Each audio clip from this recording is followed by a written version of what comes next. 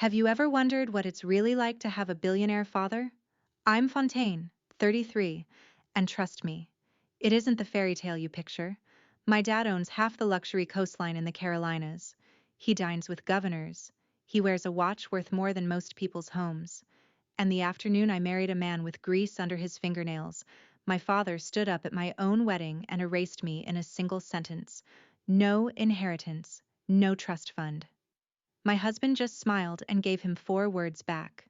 The whole room went still. My mother cried right on schedule, but none of them knew where my husband actually worked or what I had quietly built on my own while they laughed at me. 6 months later, they would find out, in front of 500 people, at the worst possible moment for my father's empire. Welcome back to Hidden Family Revenge, where the people who underestimate you learn, far too late, exactly who they were dealing with. If a story has ever pressed on a bruise you forgot you had, you're in the right place. Drop a comment and tell me where you're watching from, and subscribe, because this one earns it. Now let me take you back to the dinner where my father handed me an ultimatum and called it love. The dinner happened on a Thursday. At the long table that looked out over the water my father liked to say he owned. He didn't own the ocean. He just owned the view, the resort, and most of the people sitting at the table. A bottle of Krug breathed by his elbow. His Vacheron caught the candlelight every time he reached for the oysters, which he did slowly, the way men do when they want you to wait. "I've arranged for you to meet Preston Vance on Saturday," he said, not looking up. "The Vance merger is nearly closed. It would help things along if you two were seen together." I set down my fork. My grandfather had taught me to do small things with my hands when I needed to stay calm, and without thinking, I ran my thumb along the worn brass calipers I still carried in my bag, the ones Walter had pressed into my palm the year before he died. "I'm seeing someone, Dad," I said. "It's serious." That got his attention. "Seeing whom? What family?" "You don't know him." The candles hissed. My mother's smile froze into something brittle. My father set down the oyster he'd been savoring and looked at me the way he looked at a property he'd decided not to buy. "In this family," he said, "marriage is a merger. Sentiment is for people who can't afford strategy." I didn't tell him Owen's name. I didn't tell him Owen would never fit at this table, and that I meant it as the highest compliment I knew. I only smiled and let the silence sit there, because some answers are better delivered later, in person, with a much bigger audience. He had me investigated, of course. That was the Porter way. 3 days later, I was summoned to his office on the top floor of the flagship resort, where the windows ran from the carpet to the ceiling, and the chairs were chosen to make you feel smaller than you were. A slim folder sat on the desk. "Owen Hale," my father read, flat as a contract. "Aircraft mechanic, rents a hangar at a regional field, no real estate, no assets to speak of, no family connections worth the ink." He closed the folder and looked at me. "This is what you're throwing the Vance merger away for? A man who fixes other people's engines for a living? He's a good man." "Good men don't build legacies, Fontaine.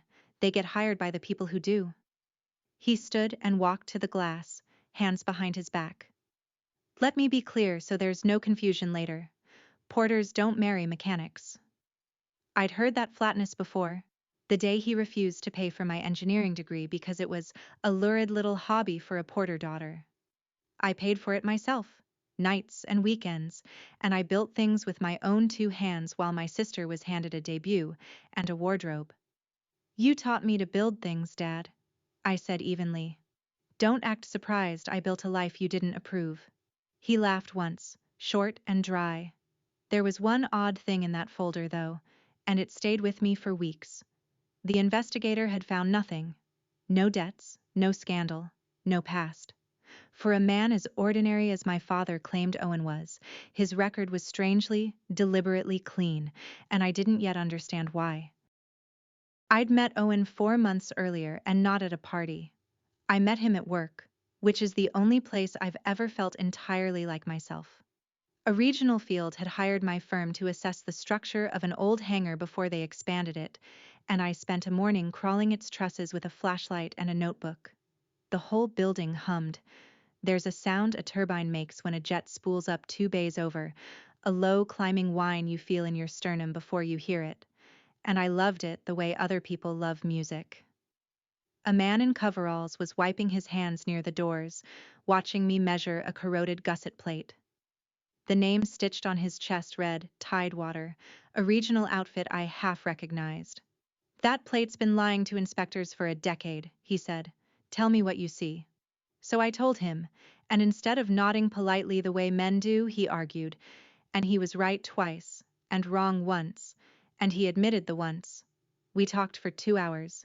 He asked what I'd build if nobody was paying me and nobody was watching, which is a question no one in my family had ever thought to ask.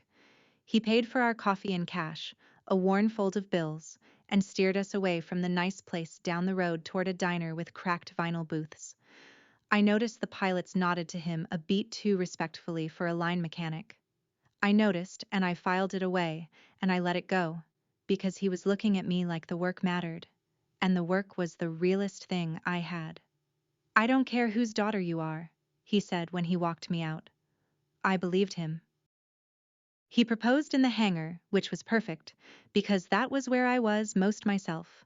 No string quartet, no rooftop, no ring chosen by a personal shopper.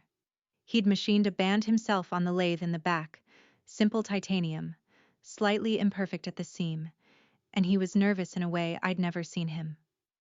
I can't give you the life they planned, he said, but I'll never make you small. I said yes before he finished. Telling my family was a different machine entirely. I gave them 2 months' notice, the way you'd warn someone before setting off a controlled demolition. My sister Brooke heard within the hour and posted a story to her 200,000 followers, a photo of a wrench captioned, "Bold choice. Hope love keeps the lights on," followed by a laughing emoji. Preston Vance, the heir my father had picked for me, went around telling people he'd dodged something. My mother called and breathed into the phone for a full minute before speaking. And my father, when he finally called, did not raise his voice, which was always worse. "You want a wedding?" he said. "Fine. I'll give you a wedding you won't forget." I should have heard the threat folded inside the gift. I didn't, because I was happy. And happiness makes you generous about people who haven't earned it. I told Owen what my father had said, expecting him to worry. He just nodded slowly, like a man checking the weather before a flight he intended to make anyway. "Let him plan whatever he wants," Owen said. "We'll still be married at the end of it." That calm should have told me something about who I'd actually agreed to marry. It didn't. Not yet. My mother arrived 2 days later with a folder of bridal magazines and a face arranged for grief. Diane Porter does sorrow the way other women do contouring, with patience and excellent lighting. She didn't ask if I was happy. She asked what people would say. "Do you understand what this does to us?" she said, dabbing a dry eye. "Your father has spent 30 years on this name. You're tearing the whole thing down for a man who smells like motor oil." I told her motor oil was a smell I'd grown to love.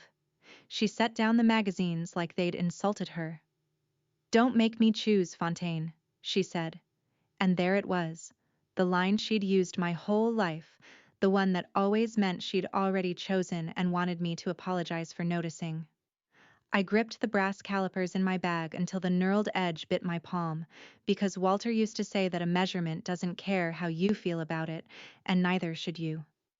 "You already chose, Mom," I said. "A long time ago." She flinched, and for a second something real moved behind the performance. "Your grandfather," she started. "Before he passed, he told me, he asked me to make sure you—" And then she stopped. Hard. The way you slam a drawer you didn't mean to open. "Never mind." "Make sure I what?" I asked. "It doesn't matter now." She gathered her magazines and her grief and left, and I sat there a long time afterward turning that unfinished sentence over in my hands like a part that didn't fit any assembly I knew. Walter had asked her to make sure of something, about me, and she had decided I wasn't allowed to hear the rest. The first card declined at a fabric shop of all places, while I was paying for swatches. Then the second. Then the small advisory stipend I earned consulting for the Family Foundation simply stopped. No email, no call, just a number that turned to zero overnight. By the end of the week, my father had pulled every thread that ran back to him, the way you'd repossess a car at midnight so the neighbors don't see. The society friends went quietly, which hurt worse than if they'd slammed doors. A text from a woman I'd known since prep school. So sorry, babe. You understand. Daddy does business with your father. Another. Nothing personal. 28 years of birthday parties, reduced to a line item someone decided not to keep. Here's what my father misjudged. And it's the same thing arrogant men always misjudge. He thought cutting my access was the same as cutting my legs. I didn't cry in that fabric shop.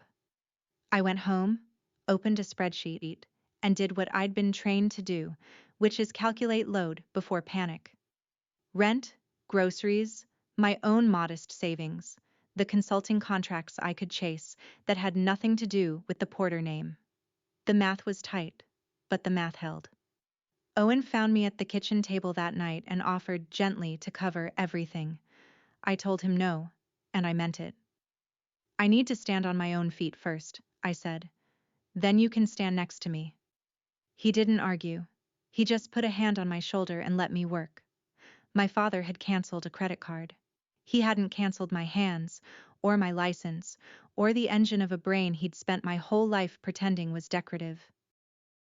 We moved into a small clapboard house near the field, the kind of place my mother would have called charming through clenched teeth. It had good light, a porch that caught the afternoon, and a kitchen barely wide enough for two people who liked each other. I loved it more than any room I'd grown up in. But Owen, I was starting to notice, did not entirely add up. He'd take calls late, on the porch, voice low, and the words that drifted in weren't mechanic words. Push the maintenance window, he said one night. No, I'll handle the board, don't loop in legal yet. A mechanic doesn't have a board. I didn't ask, because we'd agreed early that we'd earn each other's truths, instead of demanding them. The next morning, a trade magazine sat on our table, left there by one of his colleagues, and the cover story was about an aviation company I'd vaguely heard of, with a headline about its reclusive founder, the billionaire who still turns his own wrenches. There was no photograph of the man's face, just a gloved hand on a turbine blade. I glanced at it, thought it was a nice story about somebody else, and poured my coffee. Owen watched me from the doorway with an expression I couldn't read, something between hope and dread, the look of a man waiting to see whether you'll figure out a secret he half wants found. Money's just a tool, Fawn, he said, almost to himself. I'd rather you trust the man than the toolbox. I laughed and told him he sounded like a fortune cookie. He smiled, but he didn't laugh, and later I'd understand that he'd been telling me the truth right out loud, and I just hadn't learned to hear it yet. Let me pause here, because if you've ever been told your choices embarrass the family, you already know exactly how this part feels. I read every comment, so tell me, has anyone ever measured your worth in dollars and come up short? Hit subscribe if you want to see this turn all the way around, because the moment my father's face finally changed is coming, and I promise you it was worth the wait. Back to the story. We'd planned something small, a chapel on the water, 50 chairs, the people who'd actually shown up for us. We arrived to find the parking lot full of cars that cost more than the chapel. My father had invited 200 of his world, uninvited, and seated them himself. He'd even had a seating chart printed, a thick cream card on an easel by the door, and when I found my own family's table, I understood the message. He'd placed Owen at the very back, beside the emergency exit under a hand-lettered placard that read, Guest. Not groom. Guest. The room smelled of expensive perfume and quiet contempt. Preston Vance was there, leaning against a column with a glass of something amber, watching me the way a man watches a deal he's still hoping to salvage. My mother sat in the front row in funeral gray. Brooke had her phone up before I'd finished walking the aisle, filming, narrating softly to her followers. I found Owen by the back exit, exactly where the chart had banished him, and he was the calmest person in the building. Your dad has a flair for theater, he murmured. He does, I said. He always saves the speech for the end. We were married anyway. The vows were ours. Plain and true. And for 90 seconds the whole machine my father had built fell away, and it was just the two of us, and a tired efficient, and the water outside the windows. Then I heard it, the small bright sound of a knife tapping crystal, and I turned. And my father was rising from his seat at the head of a table he had appointed himself master of, lifting a glass, clearing his throat, smiling like a man about to do you an enormous favor. A toast, my father said. And the room went obediently silent, because that's what rooms do for men like him. To my daughter, and to her. He paused, savoring it. Her husband. The pause did the work an insult would have. I built everything we have from a single motel my own father lost, he went on, pacing now, glass in hand, the governor's wife watching from table 4. Every dollar, every door, earned. And I had one hope, that my daughter would carry it forward with someone worthy of the name. He stopped beside Owen, looked down at him, at the clean but unfancy suit, the careful hands. Instead, she chose a grease stain on the family name. A few people laughed. Phones came up. I felt Brooke's camera swing toward me, hungry. So let me be useful, my father said, turning to face his audience like a man delivering good news. As of today, Fontaine is no longer a porter in any way that matters. No inheritance, no trust fund, not one share of anything I've built. She is a mechanic's wife, and she may enjoy the life she has chosen. He let it land. The room held its breath, waiting to see if I would break, which is the only entertainment that interests people like the ones he'd invited. My mother dabbed at an eye and said nothing, defended nothing, did the thing she always did, which was to perform the wound while feeding the knife. I did not break. I stood very straight, the way Walter taught me to stand when a load is heavier than it looks, and I let my father finish his performance, because I had learned a long time ago that the loudest man in the room is usually the one with the least left to say. Then Owen stood up. He did it slowly, the way he did everything, like a man who'd never once been hurried by another person's panic. He buttoned his unremarkable jacket and faced my father across that ridiculous room, and he smiled. And the smile was the thing that made the back of my neck go cold, because it wasn't angry. It was patient. "Thank you for the toast, Mr. Porter," he said, and his voice carried without effort. "And thank you for the inheritance speech." My father waited for begging. "We don't need it." 4 words, plain as a torque spec. The room rustled. My father laughed too loud. "You don't need it, you rent a hangar." "I do," Owen said. "Best money I spend." "And what exactly do you imagine you bring to my daughter's life?" Owen considered the question seriously, as if it deserved it. "Respect," he said. "And the truth, when she's ready for it." At a table near the windows, an older man in a quiet, beautifully cut suit rose and inclined his head toward Owen. Just slightly, the way you'd salute a captain.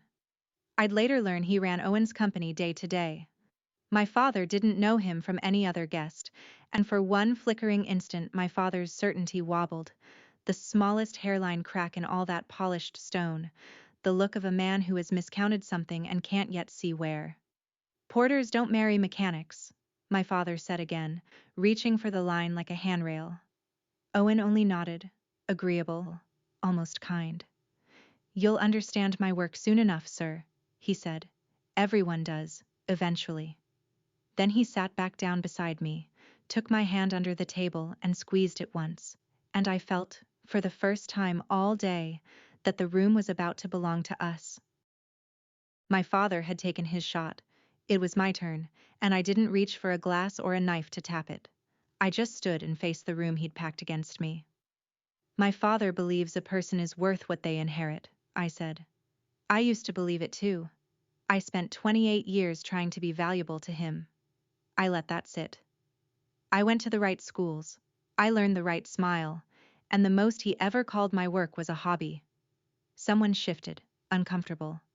"So I paid for my own degree, on nights he didn't know about, and I learned to build things that hold weight, real weight, the kind that doesn't care about your last name. I looked at my mother, who could not look back. Today I didn't lose a family, I just stopped auditioning for one. There was a silence, and then, from somewhere near the middle of the room, a single pair of hands began to clap, and then another, and then a surprising number. Not everyone, but more than my father expected, including, I noticed, several of his own guests who had perhaps spent their own years auditioning for someone. "The door is right there," I said gently. "If you came for a tragedy, I'm sorry to disappoint you. This is a wedding. Stay and celebrate. Or go." My father's jaw worked. He'd built a room to watch me crumble, and the room had, quietly, mutinously, declined to watch.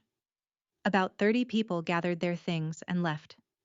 More than 200 stayed, which was the one outcome he had not planned for, because men who only understand leverage never understand that some people respond to dignity, and that dignity, it turns out, is contagious in a way contempt never is. My father left then, my mother trailing him, Brooke pausing only to film the centerpiece as if it had personally wronged her. The instant the door closed behind them, the room exhaled. The pressure that had filled it for an hour simply lifted, and the strangers who'd stayed began, awkwardly and then warmly, to act like wedding guests. Someone found the music. The caterer, a local woman my father had not hired, brought out a sheet cake from a bakery in town, white with a slightly crooked seam of buttercream, and it was the best cake I have ever eaten. Partly because nobody at that table was performing anything. Owen and I danced badly in the cleared space between the chairs. "Any regrets?" he asked, his chin on the top of my head.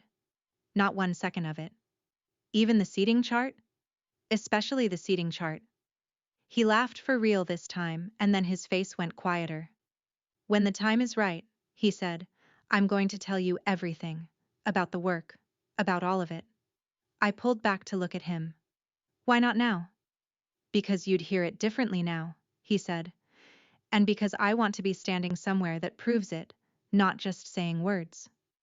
I let it go, because I trusted him, and because the music was good and the cake was gone, and for one evening nobody was measuring me against anyone.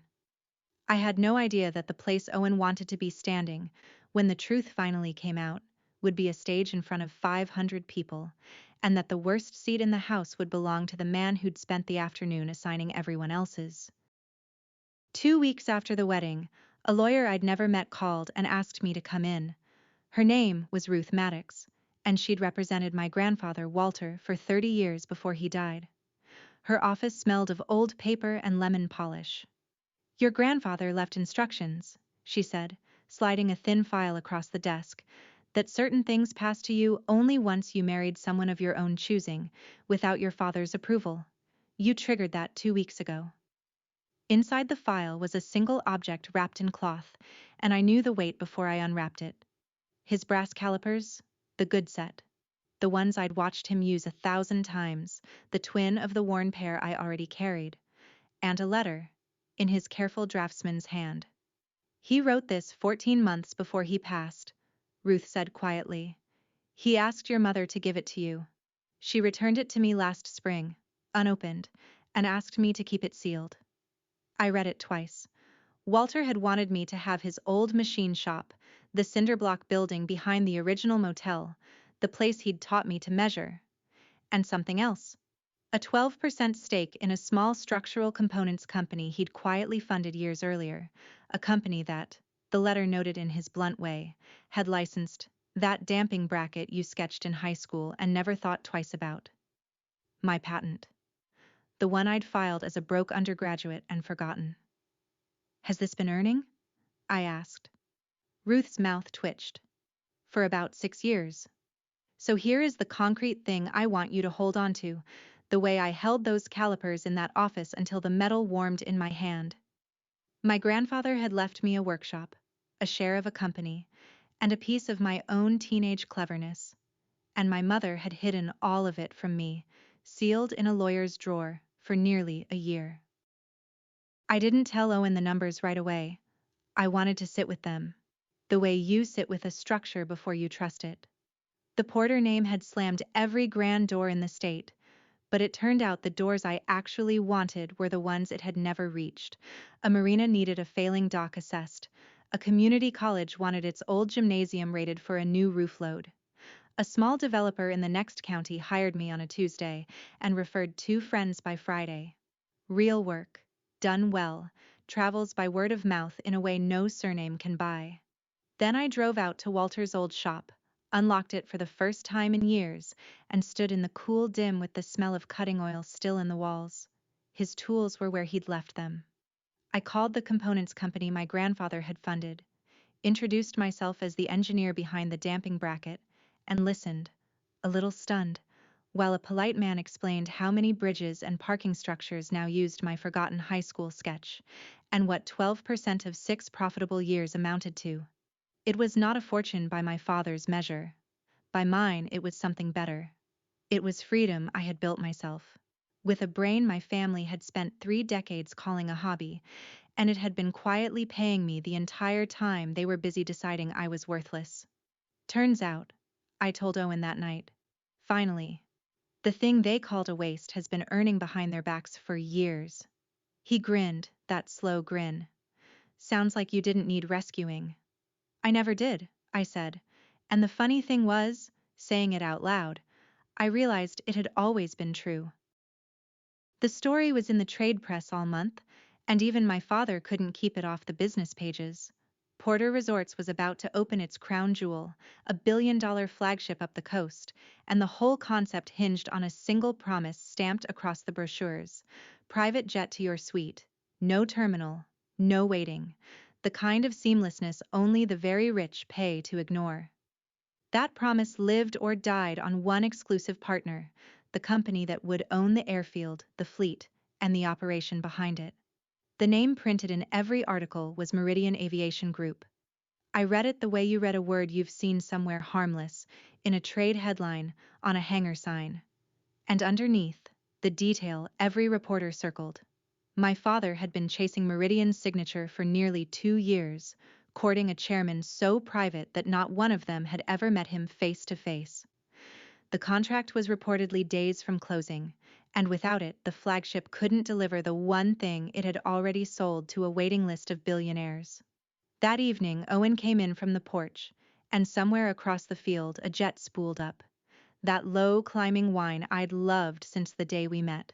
And the sound and the name brushed against each other in my mind for half a second before I let them drift apart again, because the idea was too large to hold. Long day? I asked. Couple of contracts, he said, hanging his keys. One big one finally coming to a head. I told him I'd been reading about my father's resort, about the aviation partner he couldn't seem to land. Owen poured 2 glasses of water and said mildly, "Is that right?" and changed the subject, and I let him, because I still hadn't learned to add. Quick pause, because here is where it gets good. My father spent 2 years chasing a partner he was never allowed to meet, while that same partner ate breakfast across my kitchen table and washed his hands of jet fuel in my sink. If you've ever watched an arrogant man walk straight into a wall he built with his own hands, you'll want to stay right here. Subscribe and hit the bell so the ending finds you. Now, the grand opening. Owen sat me down on the porch the following Sunday, 2 coffees and a long quiet before he spoke. I need to tell you something, and I need to do it badly, because I've never had to before. I waited. The hangar is real, he said. I fix engines because it keeps me honest, and it's the only place my brain shuts up. But it isn't all I do. I gathered, I said, and he almost smiled. I'm not poor, Fawn. I'm the opposite of poor, in a way that's hard to explain to someone over coffee. He turned his cup in his hands. I built a company from one airframe and a lease I couldn't afford. It grew. It grew a lot. And at some point I stopped letting anyone photograph my face, because the second people learn what you're worth, they stop telling you the truth, and they start selling you a version of themselves. He looked at me. I needed to know somebody could love me before they ran the numbers. You did. You loved a mechanic. Do you have any idea what that's worth to a man like me? I thought about the late calls, the pilot's deference, the magazine cover with the gloved hand, pieces I'd refused to assemble because the picture was too big for our small kitchen. "Are you about to tell me your company's name?" I asked. "Not yet," he said. "I want you to see it, not hear it. There's an event in 6 weeks. I want you on my arm. You'll understand everything when we walk in." He reached into his jacket and set an envelope on the table between us, heavy cream stock, embossed in gold. And the invitation inside was for a grand opening, and the host listed at the bottom was not Porter Resorts at all, but the aviation partner my father had been begging for 2 years to meet. "I never lied about who I am," Owen said softly. "I just didn't hand you a price tag." I didn't sleep that night. I lay listening to Owen breathe and ran the arithmetic I'd been refusing to do for months. At 2 in the morning, I got up, sat at the kitchen table with my laptop, and searched the name on the invitation. Meridian Aviation Group. Founder, Chairman. The results were a wall of the same frustrating sentence. Reclusive, private. Has never appeared publicly. One profile called him the billionaire who still turns his own wrenches. And there it was again. That photograph of a gloved hand resting on a turbine blade. No face. Just a hand I had watched do that exact thing 100 times in a hangar that smelled like home. I sat very still. The coveralls that said Tidewater, which one search now told me was a Meridian subsidiary. The cash. The way pilot straightened when he walked the line. The board he wasn't supposed to have. The maintenance windows he pushed with a single sentence on a porch. A man does not casually reschedule an airline's maintenance unless the airline, in some real sense, is his. I thought about my father, in his glass office, 2 years deep into chasing a signature, never once permitted to see the face of the man who held it. And I started, quietly, in the dark, to laugh. Not cruelly, but the way you laugh when an enormous structure you couldn't see finally resolves into a shape that was obvious all along. My husband was the chairman. My father had spent 2 years on his knees, in the most expensive way a powerful man can kneel, begging the very person he'd called a grease stain at my wedding. I closed the laptop. I did not wake Owen. I sat with it until the windows turned gray, and somewhere across the field a jet spooled up for an early departure, that climbing whine, and for the first time it didn't sound like music to me. It sounded like a countdown. My family, sensing the opening of their flagship and a chance to tidy the family image before the cameras arrived, made one last coordinated push. Preston Vance, still smarting from being passed over for a mechanic, started a quiet campaign in the right circles, the kind of campaign that travels on cocktail napkins. Owen was a gold digger, he suggested, a grease monkey who'd married up and gotten lucky. It was an elegant lie, and it had exactly the wrong target. Though Preston couldn't know that yet. Brooke, never one to leave a trend unmonetized, reposted her old wedding footage with fresh commentary, milking my father's toast for laughs from an audience that grew by the day. She didn't realize she was distributing the very clip that would soon end her father's good name. But that's the thing about people who film everything. They never imagine the footage turning around to face them. And my mother called, sweet as poured honey, to tell me there was still time. "Your father hasn't formally changed the will," she said. "If you come home before the opening, before the press, we can put all this behind us. People are talking, Fontaine. Not, are you happy? Not, I'm sorry I hid your grandfather's letter for a year. Just, people are talking, and the cameras are coming, and you are a stain we'd like to clean before the photographs." I held the phone and felt the old pull, the 28 years of wanting her to choose me, and then I felt it loosen, because I finally understood it had never been a choice she was capable of making. "I'll be at the opening, Mom," I said. "But not the way you think." She took that as a yes, as a daughter coming home, and hung up pleased, and I let her, because some people only hear the version of you that's convenient, and there is no point correcting them before the proof arrives. Here is the part I'm proudest of, and it has nothing to do with my husband. A few days after my mother's call, my own firm got an email that made me put down my coffee. The general contractor on the flagship resort needed a structural engineer of record for the signature overwater pavilion, the cantilevered glass room jutting out over the surf that every brochure photo featured, and a colleague had recommended me by name, not knowing or caring that the resort was my father's. I drove up, walked the steel, and found 2 connection details I wouldn't sign without correcting. Which meant the most photographed room in my father's billion-dollar dream could not legally open to the public until my stamp went on the drawings, and my stamp went on nothing I hadn't personally verified. Sit with that. The daughter he'd erased held the one signature his grand opening could not happen without, and she'd earned it with a license he'd refused to pay a dime toward. I want to be clear about what I did with that, because it's the whole point. I did not threaten to withhold it. I did not use it as a knife. I did the work correctly, the way Walter taught me, and I signed the details that were sound, because I am an engineer before I am anyone's daughter, and a building doesn't care about your family drama when it's holding people 40 feet above the water. But I would walk into that opening not as a disowned daughter sneaking in on her husband's arm. I'd walk in as the engineer whose name was on the load calcs for the room they'd be drinking champagne in. I'm not going as anyone's wife, I told Owen that night. I'm going as the person who certified his building won't fall in the ocean. He looked at me for a long moment, then nodded, slowly, the way he did when something made him proud enough that words would only get in the way. The night before the opening, Owen and I had the only real fight of our marriage, and it was a quiet one. You should have told me sooner, I said. I know. 2 years he chased you. You let him. I let the business decide who it works with, he said.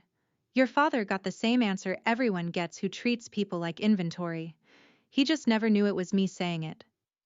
I was angry, and underneath the anger was the harder thing, the feeling of having been managed, however gently. There's a difference, I said, between protecting yourself and keeping me in the dark. There is, he agreed, and didn't defend himself, which is the only thing that ever cools me down. I hid what I had. I never hid what I felt. If that's not enough, tell me now. It was enough. I knew it was enough the way you know a structure is sound, not by feeling, but by checking. Tomorrow, I said, we don't humiliate him. Owen raised an eyebrow. I mean it. We don't twist the knife. We don't make a show of it. Then what do we do? We just stop hiding, I said. We let the truth stand up in a room full of people and speak for itself. That's enough. That's always been enough. He was quiet a moment, then reached over and turned my grandfather's calipers in his hand, the worn pair I still kept by the bed. Walter would have liked you tonight, he said. Walter, I said, would have liked you, period. He started out a mechanic too. Owen smiled at that, and we let the fight dissolve into the dark, and I lay awake a long time imagining my father's face when the chairman he'd begged for 2 years walked into the light, and I made myself a promise that whatever I felt in that moment, I would feel it quietly, because the loudest person in the room is always the one who's losing. The flagship was staggering, I'll give my father that. They'd built it into the dunes so it seemed to float, and the overwater pavilion, my pavilion, glowed out over the dark surf like a lantern. 500 guests, a governor, investors with their own foundations, reporters with credentials clipped to silk, and near the entrance on an easel, a seating chart. Because of course there was. My father could not throw a party without assigning everyone their rank. I scanned it the way I'd scanned the one at my wedding, and stopped on a single line near the center of the room. Chairman's table, Meridian Aviation Group. 4 chairs, conspicuously empty, reserved for a man my father still believed he was about to finally meet and impress. Owen's hand was warm at the small of my back. I'd worn black, clean lines, no apology, and the brass calipers were in my small bag because I no longer went anywhere important without them. My father spotted us from across the room and came over fast, already smiling the smile he used to close deals, and I realized with something like wonder that he thought my mother had been right, that I'd come home, that the disowned daughter had crawled back in time for the photographs. Fontaine, he said warmly, for the benefit of the people nearby. I'm glad you came to your senses. He glanced at Owen with the barest civility. Surprised they let your husband pass the valet? Owen said nothing, just that patient half-smile. Above us, a recording of a turbine spooling up began to swell through the speakers, the opening of the program, that climbing whine I knew in my bones, and the lights dimmed, and the master of ceremonies stepped to the microphone and said the sentence my father had waited 2 years to hear. Tonight, for the first time ever, the chairman of Meridian Aviation Group will appear in person. My father turned toward the stage with the hungry, hopeful face of a man about to meet the partner who'd make his crown jewel real. The screens behind the podium woke up, and a single line of text resolved across them in clean white letters. Meridian Aviation Group, founder and chairman. The recorded turbine climbed to its peak and cut to silence, and Owen let go of my hand, gave me one small private look. The look of a man finally allowed to stand where the truth could see him, and he walked up onto that stage. I watched my father's face do something I had waited my whole life to see, and had stopped believing I ever would. It didn't crumble. It emptied. The color simply left it, top to bottom, like water draining from a glass. His champagne flute tipped in his fingers, and he didn't notice it spill down his cuff. My mother's hand flew to her mouth. Brooke, who films everything, lowered her phone for the first time in her adult life and just stared. 500 people rose to their feet in a wave of applause for the famously invisible man who'd finally shown his face, and in the middle of all that noise, my father stood alone and motionless. The one person in the room who could not move, because the grease stain he'd named at my wedding was standing under the lights as the most courted man in the industry, and the daughter he'd erased was watching from the floor with her hands folded and perfectly calm. The master of ceremonies leaned to the microphone. "Please welcome the man who never shows his face," he said, "Owen Hale." And Owen, my husband, the mechanic from the hangar that smelled like home, looked out over the wreckage of my father's certainty and began, very quietly, to speak. Owen's remarks were short and entirely professional. He thanked the crowd, talked about the people who actually turned the wrenches, and said nothing at all about my family, which was its own kind of devastating. When he stepped down, the room surged toward him, investors and a senator's aide and a magazine editor, all of them suddenly desperate to know the man they'd been guessing about for years. My father got there first because desperation is fast. "Owen," he said, hand extended, voice pitched warm for the listeners around them. "This is wonderful. I always told Fontaine she had impeccable taste." He didn't take the hand.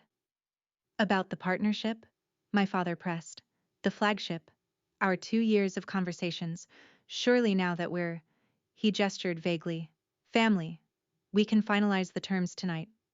Owen looked at the extended hand, then at my father's face, and answered at a volume calibrated to carry just far enough. "I received your proposal, Mr. Porter," he said. "Months ago. I declined it." "But why?" "It's the obvious deal. Because Meridian doesn't partner with people who treat their family like inventory to be written off in front of an audience." He said it without heat, which made it worse. Behind him, on the easel that my father himself had insisted on, the chairman's table sat with Owen's name on the little card, plain and undeniable, 4 empty chairs that had been waiting all night for the man my father called a stain.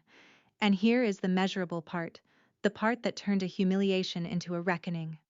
Without Meridian, there was no private jet to the suite, no fleet, no airfield operation. My father had pre-sold that exact experience to a waiting list of the wealthiest guests in the country, and now he had a billion-dollar building and nothing to fly into it. "You had a chance to welcome me," Owen said. "You chose a microphone instead." My father turned from Owen to me, and now the deal-closing warmth was gone and the old fury was rising in its place, the heat he'd always used to fill a room. "You did this," he said, low and shaking. "You planned this. You let me stand up here and..." His voice climbed, heads turning. "You humiliated your own father in front of 500 people." This was the moment the outline of my whole life had been building toward, and I'd promised myself I would meet it quietly, because the loudest person in the room is always the one who's losing, and tonight, that was not going to be me. I opened my small bag and took out my grandfather's brass calipers, worn smooth from 40 years of his hands and a few from mine, and I held them up where the light caught the metal. Do you know what these are, Dad? He stared at them, not understanding. They were Walter's, your father's, the man who started everything you own, in a machine shop, with grease under his nails. His jaw tightened. You stood up at my wedding and said porters don't marry mechanics. I let the calipers turn slowly in my fingers. The first porter who ever mattered was a mechanic. You just spent your whole life pretending you weren't his son. The crowd had gone very quiet. A reporter's recorder was up.